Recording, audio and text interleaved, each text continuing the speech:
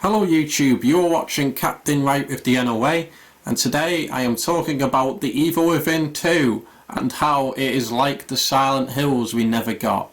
Without spoiling too much, you basically played through the whole game searching for your daughter Lily in this nightmarish town called Union that's falling apart as it's inside this matrix that's falling apart because the people living in it, their deepest, darkest fears are coming to life within this little town called Union. I'm not going to get into the story details because it is really complicated, but basically you're in a horrific version of the Matrix, and your daughter is the core of this Matrix, and you've got to find her. And along the way there are villains that are going to try and get in your way, and their darkest fears are going to come to life and trying to kill you. And not only their darkest fears but your darkest fears as well come to life in this nightmarish, Insidious style world. And there's a lot of really cool stuff here. Each villain has their own theme. So the first villain is like David Lynch, where you've got all these corridors and The Shining references and Twin Peaks references. It's all surreal, artsy sort of thing. It reminds me of Twin Peaks if it was a game. And then you've got this cult leader where it's all Silent Hill with the cult and that. And then you've got Myra as well, which is this Ice Queen sort of horror type character who has these really ugly monstrosity monsters that chase you. And she's really weird. She's ice themed but scary, if that makes any sense. So it's not just one particular type of horror. You've got the horror of the main character Sebastian, his darkest fears coming to life.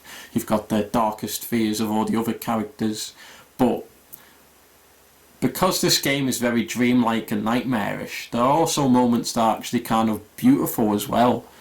Moments where we sort of see things from a dreamlike perspective, and you've got this really nice choir music playing in the background with this really blissful, overexposed, bright sort of atmosphere. And it's really hard to explain it, but basically it's like LSD Dream Emulator, where sometimes you can have really nice moments in the game that are very dreamlike, and then nightmarish, darkest corners of the mind sort of moments in the game, which is really cool. And this is where I think the game's better than the first one, because in the first one it was just nightmare through the whole game from beginning to end. In this game there are moments of clarity, moments of setbacks where you can just sit back and look at the scenery and just be amazed at the graphics, which are quite good in this game.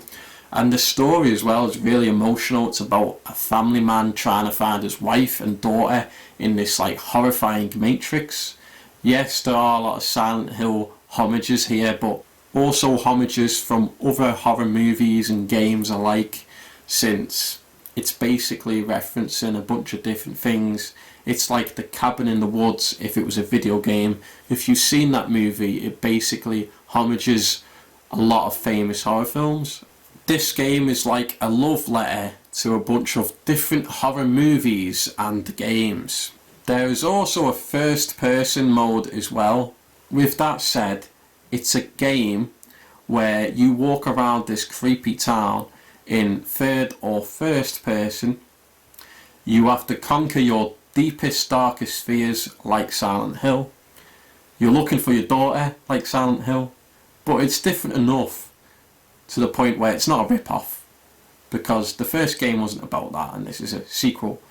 It's got its own unique story, and it's very interesting and very mind-bending and surreal, and it's just a treat to play. And if you're a big fan of horror, every different type of horror, whether it be surreal, gory, monsters, cult-like, it's got it all covered, this game.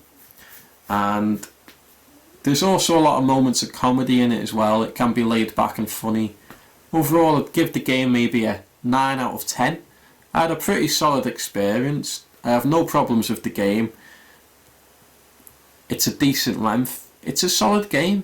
I'll give it a 9 out of 10, yeah. It's not a masterpiece or nothing like that, but it is a pretty solid game. So if you haven't played Evil Within 2 yet, give it a go. It's worth your time and money. I certainly enjoyed it, and I hope you check it out. Thanks for watching me. You've been watching Captain Right with the NOA. Make sure you like, comment and subscribe. It really helps the channel grow. And I'll see you guys next time. Both my ebooks are now available on Amazon Kindle. The New Order of Alexandria is a dystopian sci-fi adventure full of violence, drama, with plenty of gunfights. Paranormal Homicide is a supernatural horror set in my hometown of Runcorn, a murder mystery with a sinister twist. Both of my books are 18+, so you never miss out on the dark and gritty details. Don't forget to follow our Facebook page, The New Order of Alexandria, for everything NOA.